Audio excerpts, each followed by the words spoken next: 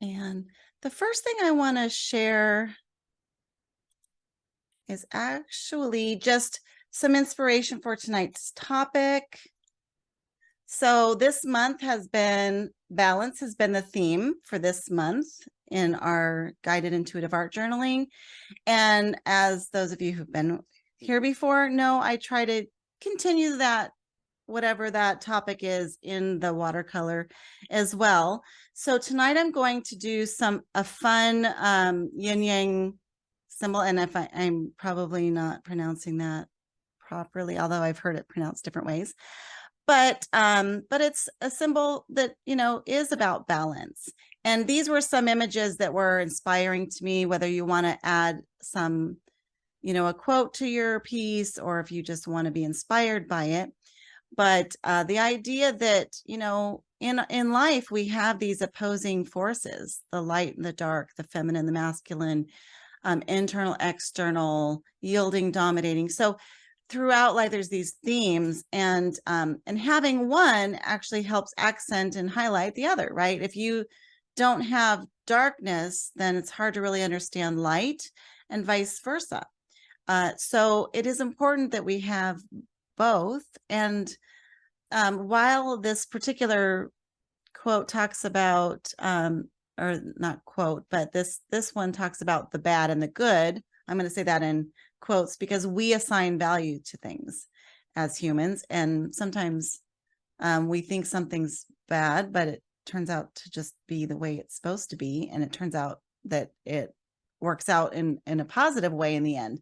So we don't always know how things are going to turn out over the long run.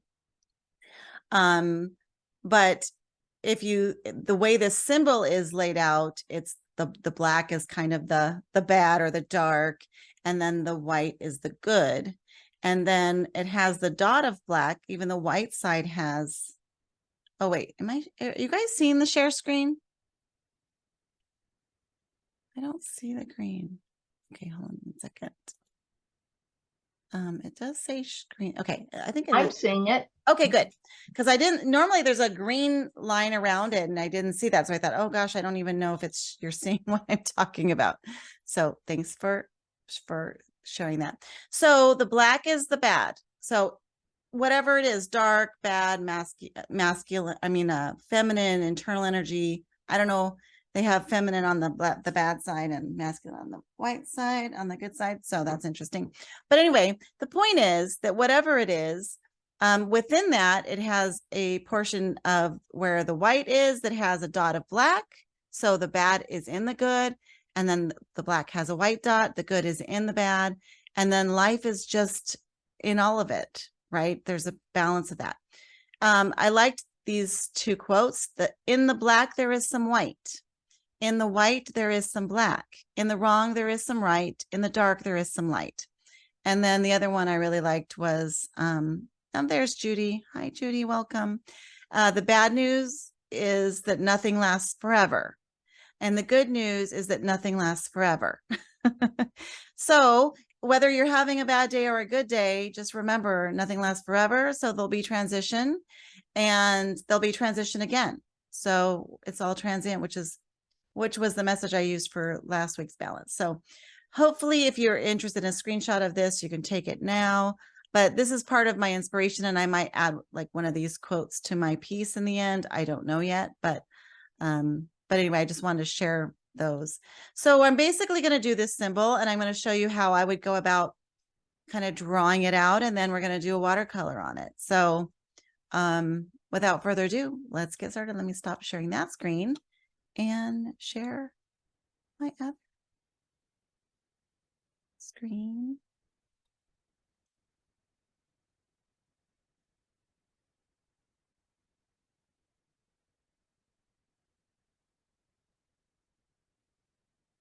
It's getting so dark so soon now, as we move towards the fall and winter.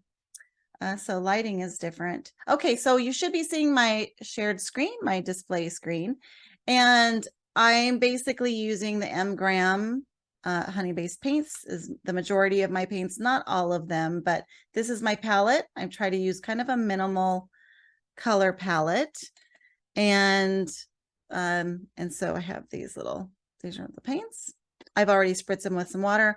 I have some mixing palettes, and as always, I just usually leave some colors in there. So it gets a little contaminated, but I don't mind that. I do have a clean one in case I need to do something like yellow or, something like that, that I don't want to have it contaminated.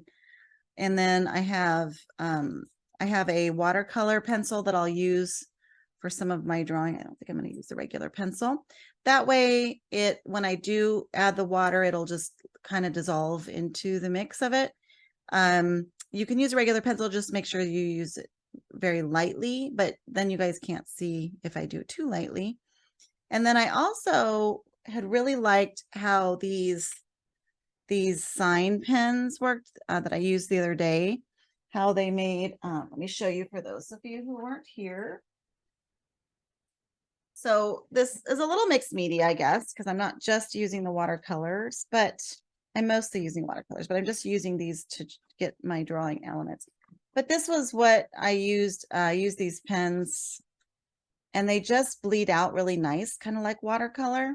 So I thought I would use that as well to kind of create the borders of my symbol. So we'll see how that goes, because I kind of want it to bleed a little bit. I'm using gray instead of black just to soften it a bit. So we'll see how that goes. And I have a few different brushes. This is just a 6x9 piece of paper, and it's the Canon, and it's the 140 cold press. And then I have a few different size brushes that I'll be using depending on the detail that I'm going to be working on. I have a cotton diaper that I use to dab off my brush. I have 2 pots of water that I usually do a kind of a dirty rinse and then a clean rinse.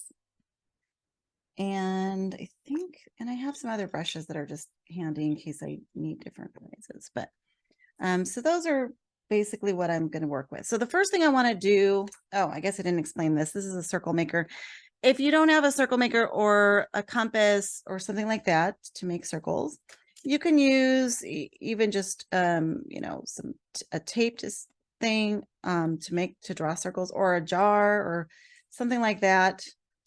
This would work nice if it's the right size for your project. You could do an inner circle and an outer circle, because I think what I see on this symbol is kind of like a little sort of outer rim on it. So I think I want the 2 circles, but this was a little too small and this one was a little too big. So I decided, and this one had the width of it between the inner circle and outer circle was too wide. So I also looked at using just a circle stencil, but I felt like I wasn't sure if that was the size I wanted. So this gives me a little bit, I can make a little bit bigger one with this. Let's see how that compares to this. Yeah, see, that's bigger than all of those. So find whatever works for you. I'm just going to I'm going to start with just a circle.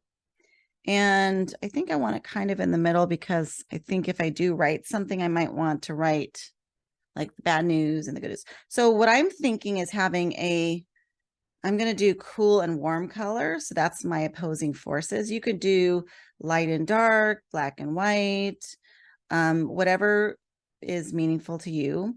But I liked the idea of having kind of a warm side and a cool side. And where my warm piece is, like teardrop is over here, I'll have maybe the cool outer part, so it contrasts around it. So that's kind of what's in my head. And then that could change as I go along, but that's kind of where I'm starting at thinking. So I'm just going to kind of center it, this circle. And what this does is it rotates, so I can basically place my pencil anywhere in one of these little holes and then rotate, and it'll draw a circle. And so what I think I'll do, I don't think I want it all the way that big. So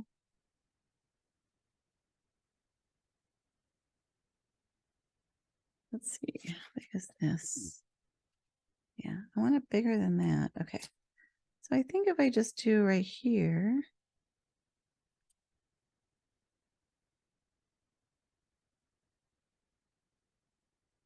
And then I can just go to the next hole and do another one. And again, you can use a compass for that, but the thing with the compass is it does sometimes poke a hole in the middle of the paper. So I didn't really want to have that concern, because then the watercolor will maybe pull up in there.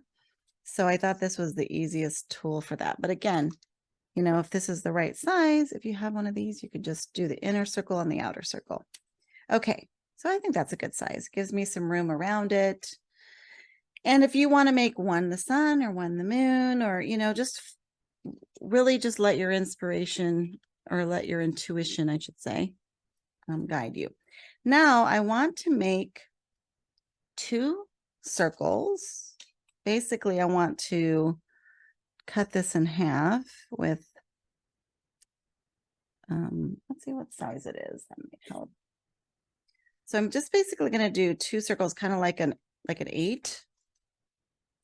And I've not drawn one of these, so I'm kind of just figuring out what would be the best way to do it. So this is about 3¼ inches. I wonder if it'd be easier to do centimeters. Let me see. So it's about, no, that's not even either. Okay, so 3¼ So about, let's see what size circle I need. 1½ is 3¼ So that's about the size that I need right there. Doesn't have to be perfect, but I'm just going to get the closest. Okay, that one's the closest one here. Even says 1 5/8 right there. Okay, so I'm just gonna do, see, do I want them side by side or top and bottom? I think I'm gonna do side by side. And I'm just doing my best. And I'm gonna just lightly, using the watercolor pencil, draw this. I don't really want that line to show up. It's just a guideline. I'm going to move over.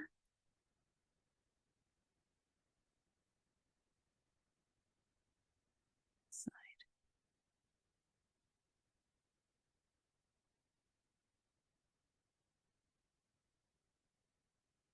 This one kind of got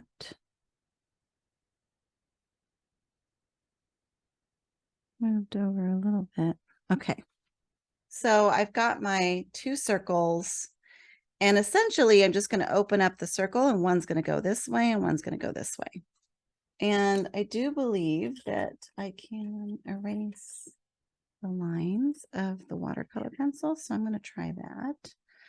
So I'm going to say that this is going to be my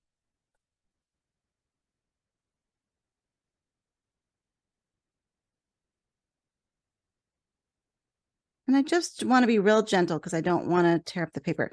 This is watercolor pencil, so it's going to kind of disappear as I, in theory, it's at least going to soften. But if I can just reduce the amount of pigment that's there, then that can help so it doesn't show up. I think once I get all my color in, it'll be fine. And then I want to open this side because this is the teardrop going this way.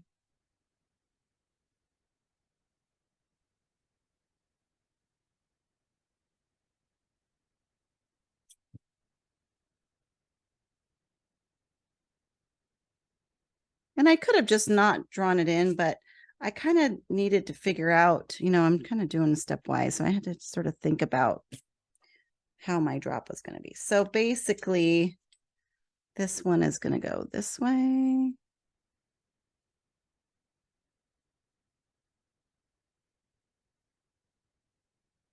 And this one's going this way. Oh, my boyfriend's coming home, so I have to remind him I'm in class. Babe, I'm in class. I'm during my class. I have my class right now. So So don't yell at me. I'm just kidding, guys. Okay, so now I've got my shape.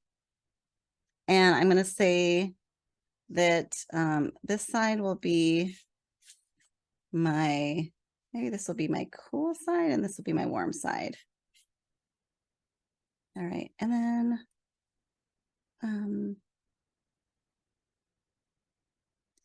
I want to, let's see, for my outer lines, I'm gonna add this. I didn't want to start with the pen because I wasn't sure exactly how I wanted it to be, but now that I kind of know, I might just go over it with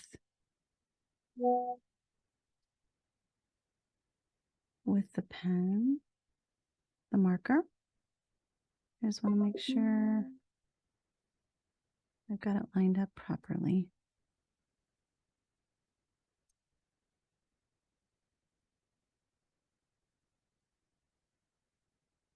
So what I'm doing is I'm trying to see if yeah, I don't think it doesn't seem like it's lining up very good. I should have just done that right after I did it in pencil. So I may have to just try to hand do that.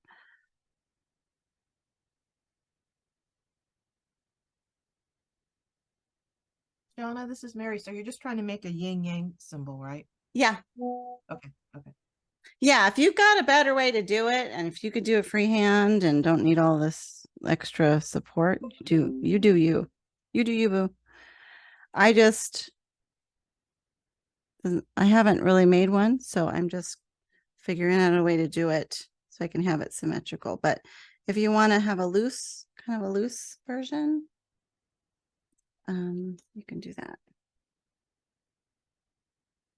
You're like, why are you making it look so hard, Shauna? No, it's just the pencil was so light I couldn't tell what you were trying to Oh, do. okay, yeah. So can you see it a little better now, this angle? Yeah. Yeah.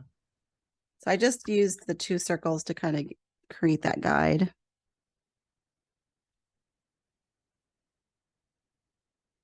And I'm just putting this pigment down because I want it to maybe bleed out a little bit. We'll see how it goes on this paper.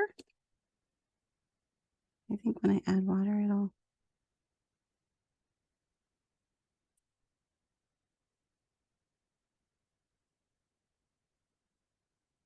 just to show kind of where the simple edges are.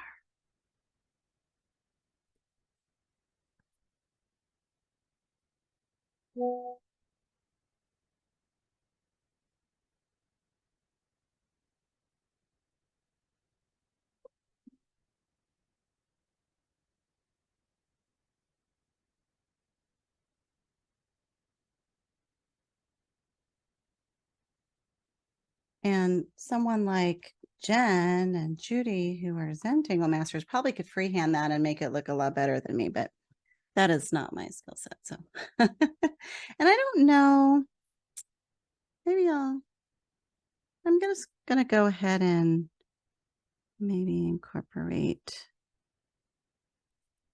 this ink on the shape inside too, just to give it a little more definition, I guess.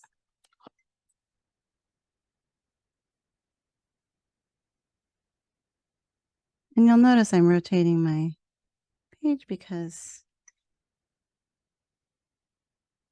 I can keep my hand more stable at certain angles than others. So,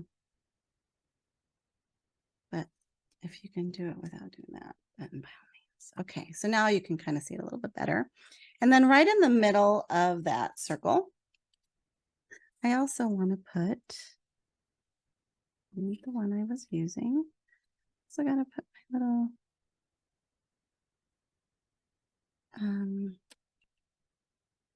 my little dot. So maybe right about there.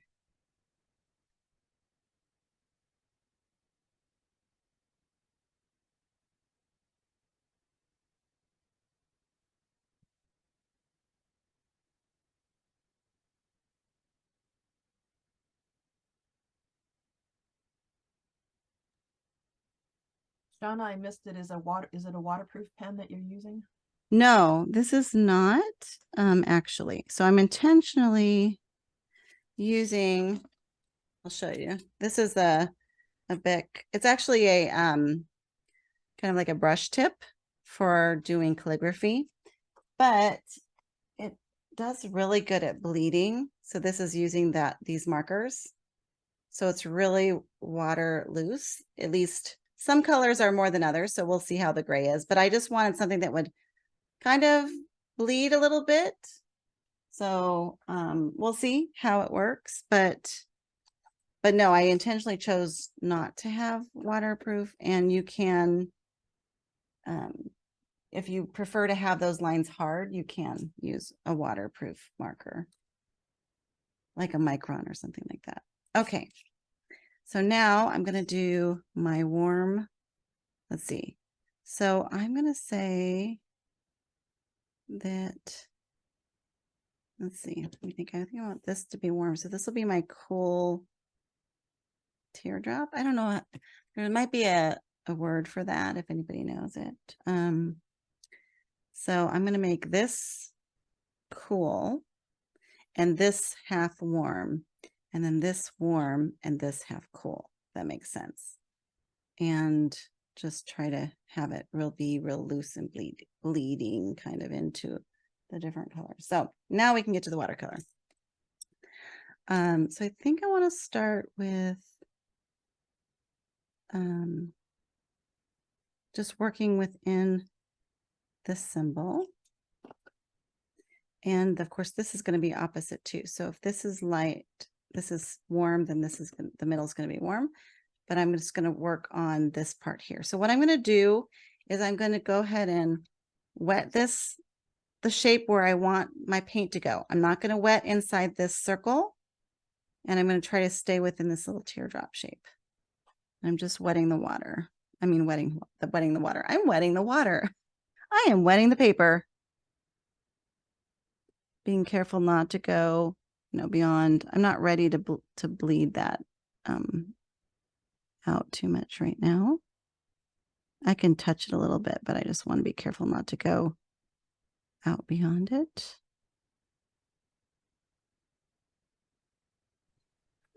And I want to be careful not to go inside that dot, because wherever the paper is wet is where the paint can go when I add the pigment. So I'm trying to just control where that paint's going to move around. Okay, and I want this to be cool. So I'm going to bring in some of these cool colors here. Let's see. Some blue. I don't want to get that pink just yet. Maybe a little purple over here. And I'm just going to drop that in.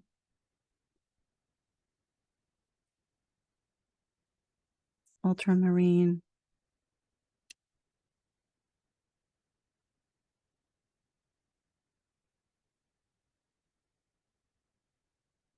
Not moving too much, so maybe I didn't. Get it around. It's not moving a whole lot, so I either didn't get it wet enough.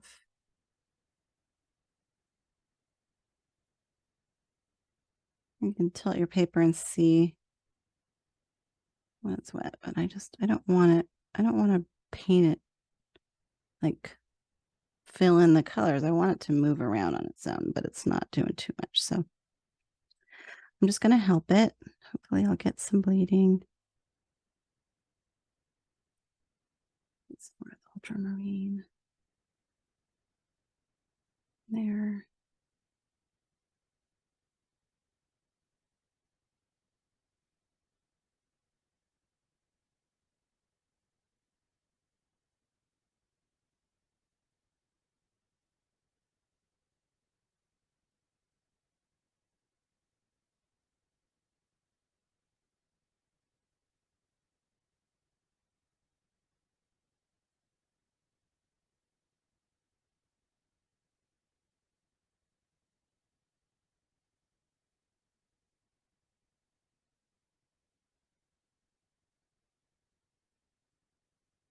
And bringing in some of that. cool alizarin crimson just to make it interesting.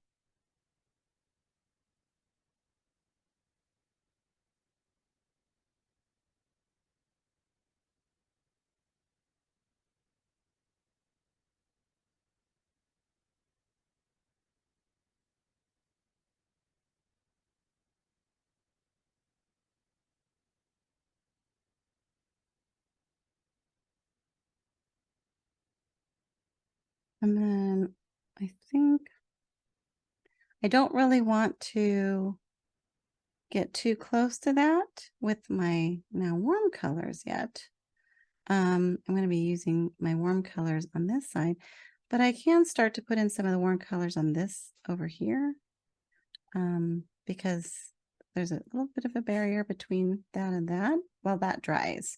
So I'm just going to bring in some yellows, start there.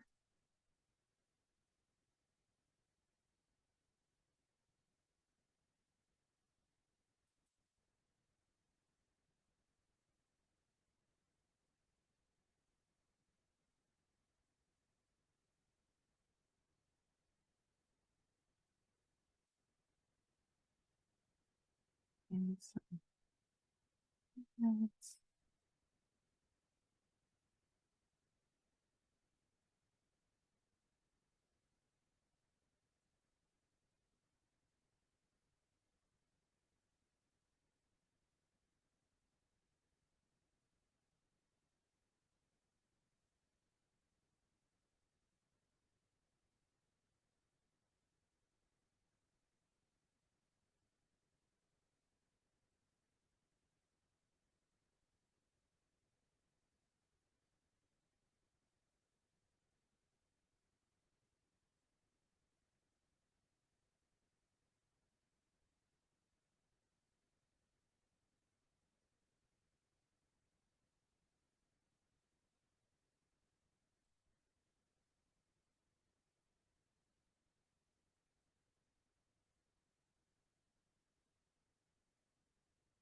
And then as we move to the cool side, I can, like over here, I can bring in maybe starting with greens to go to blues and then down to purple. So it's a little bit kind of like the rainbow colors. So I'm going to start with the doing some maybe getting more towards the purple over here.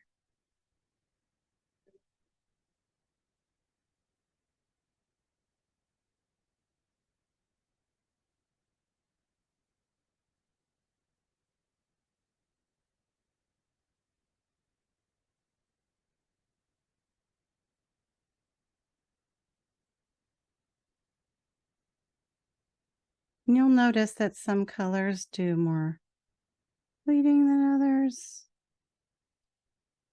Some don't move at all. It depends on many variables, the wetness of the paper. All right, I want to move towards kind of that warmer blues, adding, kind of the yellow into that blue. This is a phthalo blue, which is a little on the warmer side, relative. It's all relative. And then I want to get in some even greens. Ideally before this gets completely dry, so it gets some nice bleeding.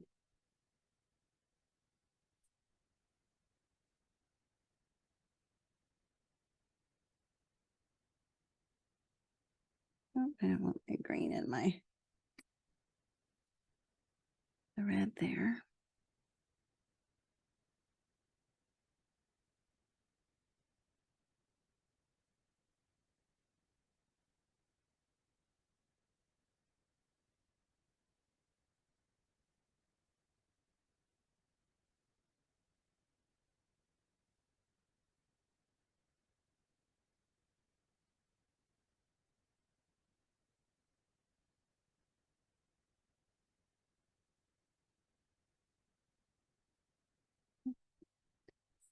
I'm going to go ahead and it's not completely dry, and I don't mind if there's a little bit of, cross contamination or bleeding into it, but I just want to make sure it's not wet enough to suck all the warm colors that I'm going to put here. So I'm going to start with the yellow again.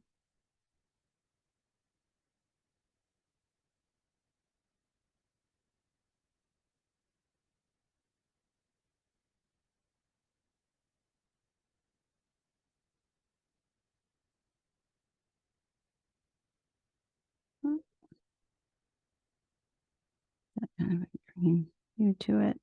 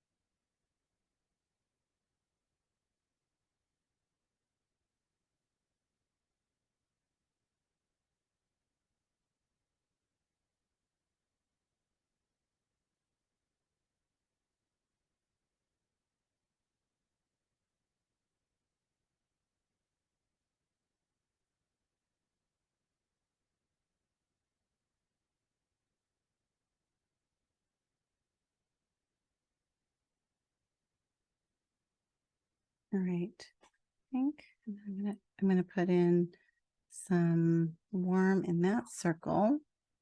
So I'm gonna just do the right yellow.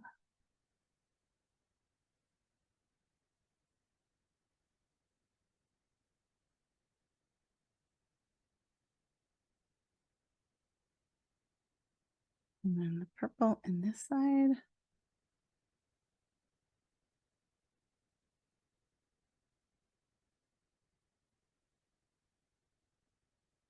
And I have to be careful because if I touch that yellow, it's going to go in there.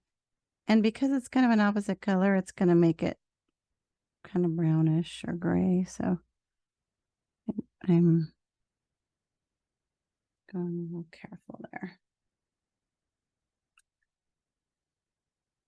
I really want to get some kind of like, I don't know, rays coming out of it, but I'm going to let this layer dry because if I play too much with it, it's going to get too muddy. So I'm going to go ahead and dry this layer, and then I can start kind of playing around with what I'm going to try to do.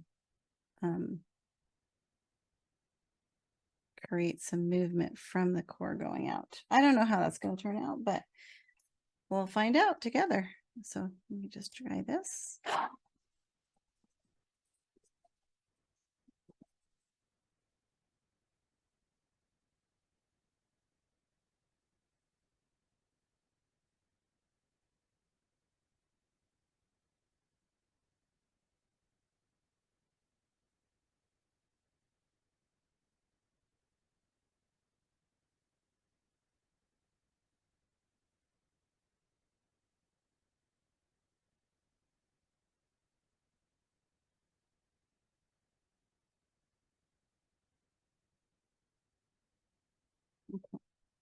Now, the challenge that we run into with watercolor is the transparency of it.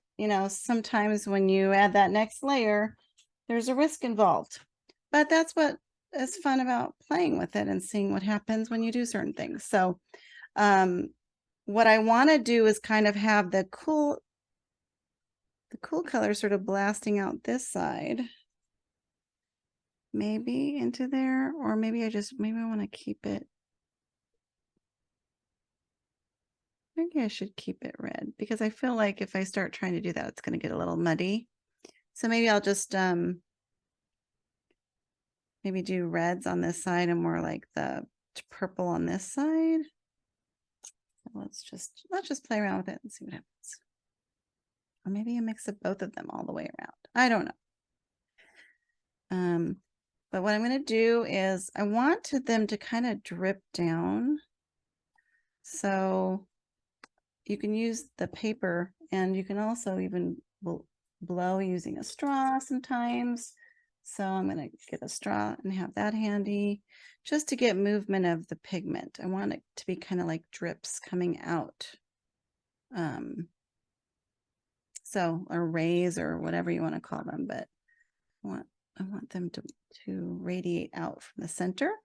So I'm going to start maybe on this side, and I want to just get a nice concentrated wash of pigment. So I want it to be highly pigmented. I want it to really like show up against this. And I'm going to start here.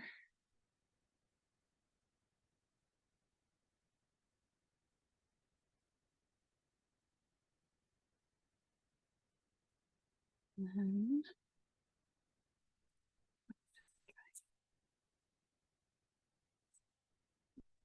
it's bleeding a little bit out.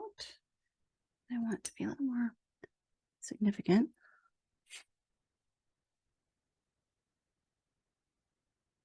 So kind of like that. So I'm going to be just putting some pigment down, trying to just get it to move.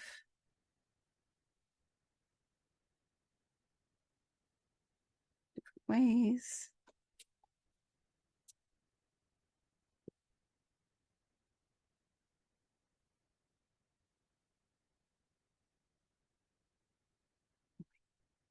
That's what I'm talking about. And then I'm going to add a little bit of the ultramarine to this to just start shifting that color a little bit. Putting that over here.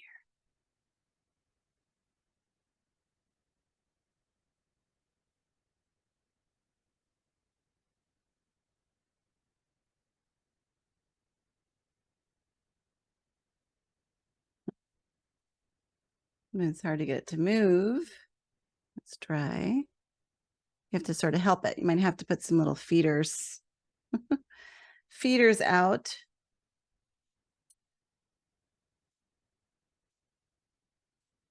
Help it move. There we go. I want to be careful not to have it all blend together. I want to keep those little fingerlets or whatever.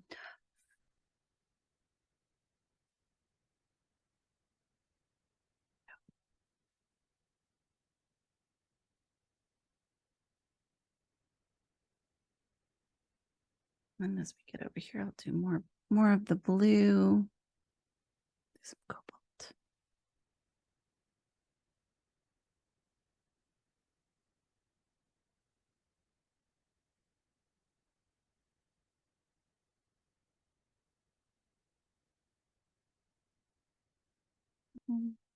It's not really as deep a color as I like, so I'm going to move over to maybe the Prussian blue. There we go. That's what I'm talking about. I want it to be, it's okay if they're mixed together.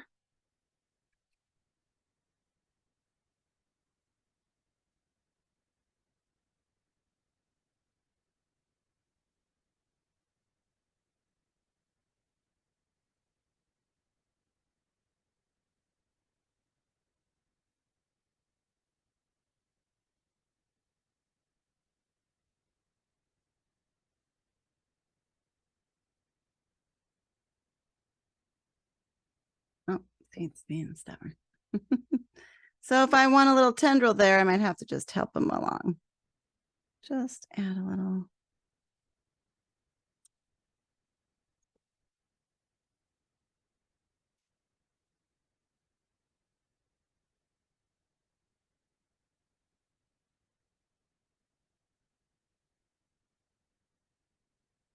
We're just going to add a little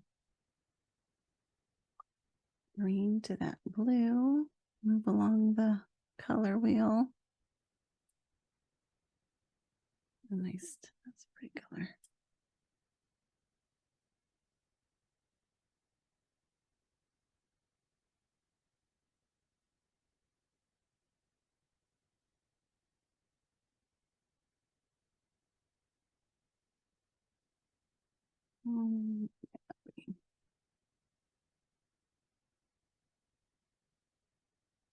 Pigment.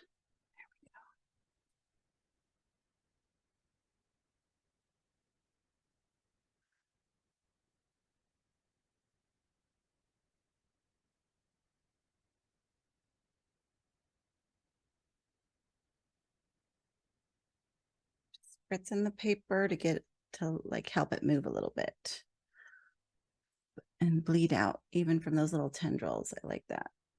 But if you get it too wet, it might, you know, you might lose some of those shapes. So just be careful not to do. It's that right balance of water. Speaking of balance,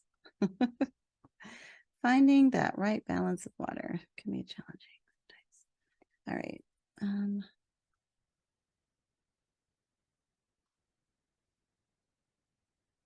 Let's see if I can do.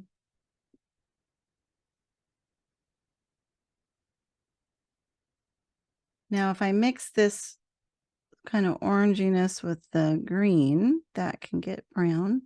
I don't mind if a little bit does that, but I just have to be careful not to completely mix it up. Let's see if I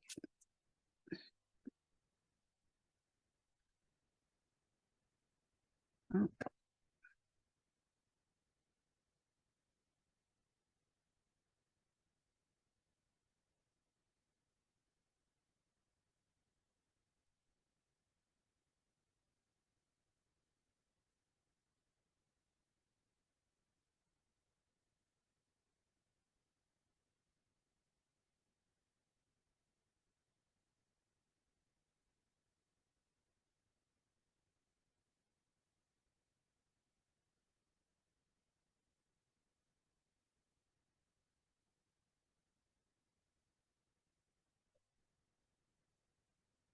Now I'm going to add a cooler red. I'm going to do the alizarin crimson.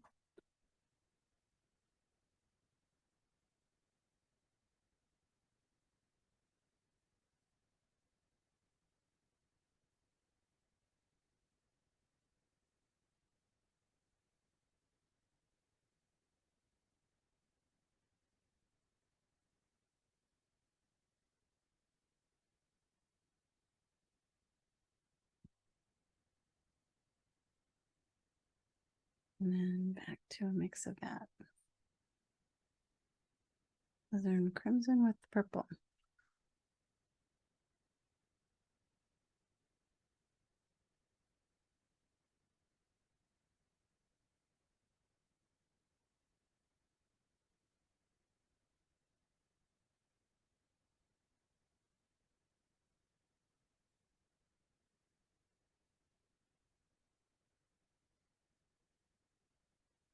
A little wine color.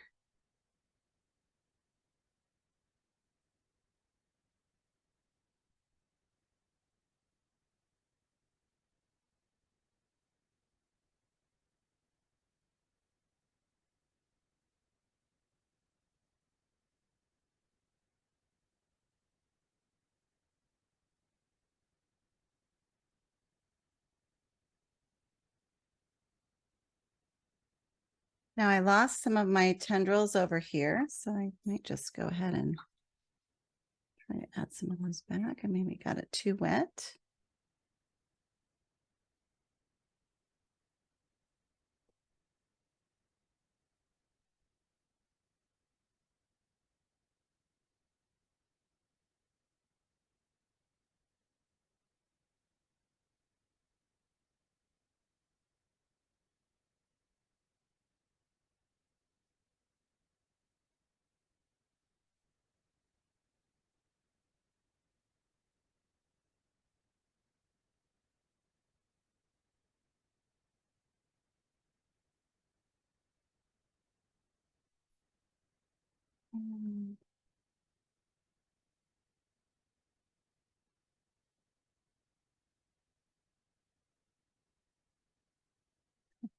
I'm liking it.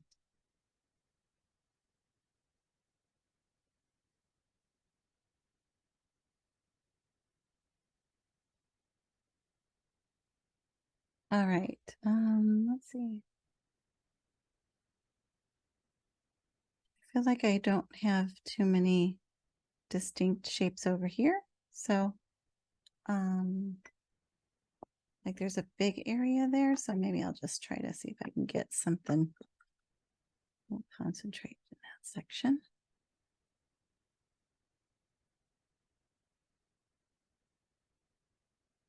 And there may already be some wetness.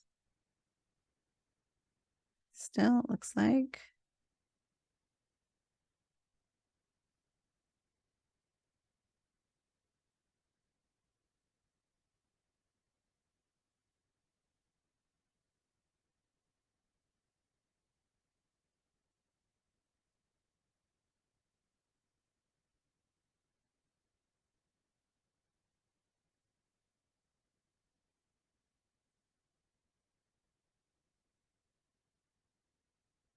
And then kind of lost them over here. I mean, you can just keep playing with the layers.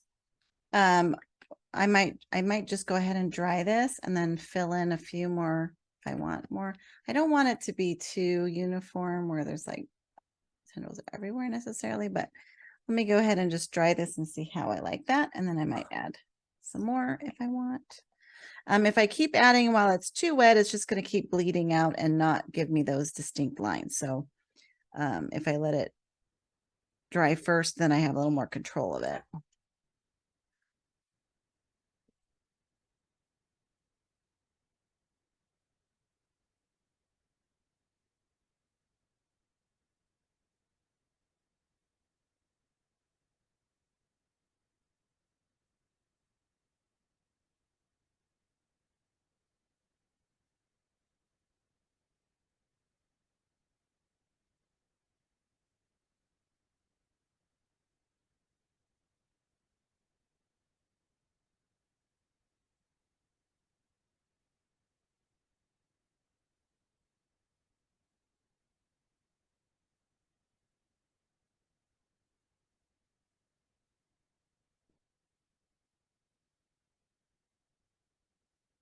Normally, I like to let my watercolor dry naturally because then it allows it to just move where it needs to move. But of course, you know, we don't have the time for you to wait for that. So, but if you're working on your own, sometimes you might get different results if you just let things dry kind of naturally, then pushing it along. Let's see.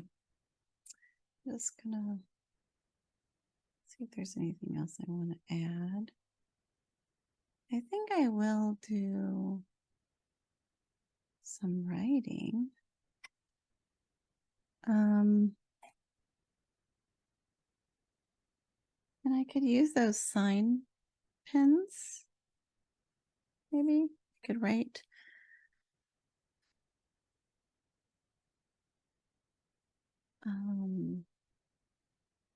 Maybe I kind of like the bad news is nothing lasts forever, and the good news is nothing lasts forever. So I can either just I could write that with a black marker, or I could write it in color, like I could do. The problem is if I use, like, say, a purple transparent, it's going to look a little bit gray. So it might be better to use the black, or use even an acrylic marker, but trying to keep it really more of the watercolor effect. So I think I'm leaning towards just maybe using a black marker. And penmanship is not my strong suit, so I'm just telling you that. So if you have really good lettering skills, by all means, use those. I think I'm just going to do simple block letters just because you're watching. And calligraphy and lettering is not, like, I have to really focus. It's not easy for me. But that's okay. It doesn't have to be perfect. We're not about perfection here. We're about exploration. Okay, so it's the bad news is bad news. Yeah. Up here.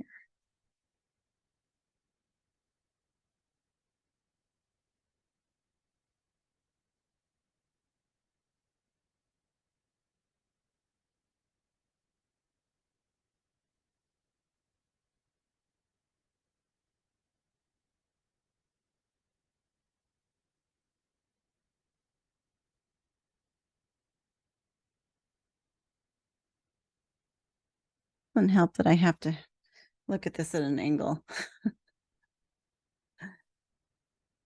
without putting my head in the camera frame. The bad news. Nothing lasts forever.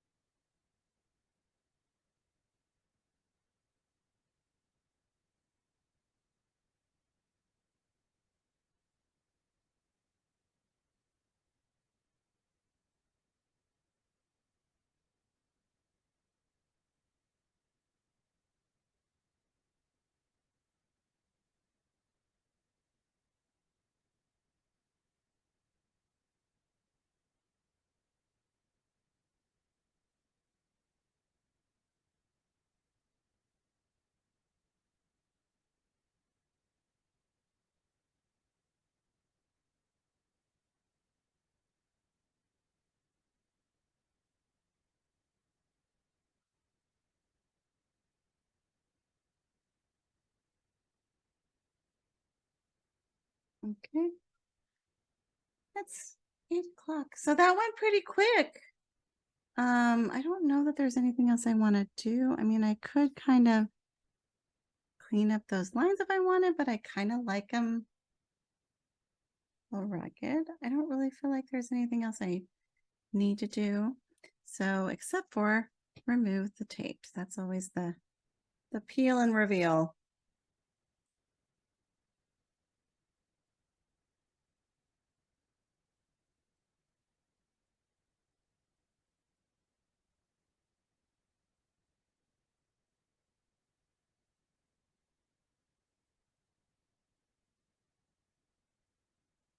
One thing about watercolor is there is a, you can overwork it. It's not like acrylic that you can just put another layer on with the transparency. So sometimes it's just knowing when to just walk away. And it's a balance, which is perfect for subject of getting enough layers to create some depth, to also letting, not overworking it. And especially, depending on the paper you're using, this isn't the highest quality paper. And sometimes with lower quality papers, the more you work, the more it really starts to disintegrate the paper, and you lose some of the effect that you can get from that paper. So you have to just be careful. Like with a cotton paper, I could do a lot more than with just a paper, the tree fibers. So there you go. The bad news is nothing lasts forever. The good news, nothing lasts forever. All right, I'm going to go ahead and pause my share.